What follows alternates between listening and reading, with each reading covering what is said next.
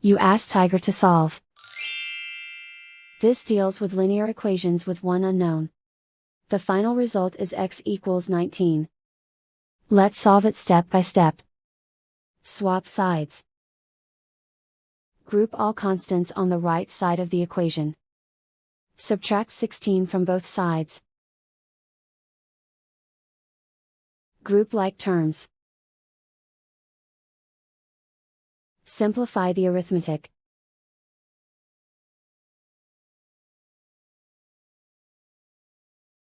Convert the x into a positive number. Multiply both sides by -1.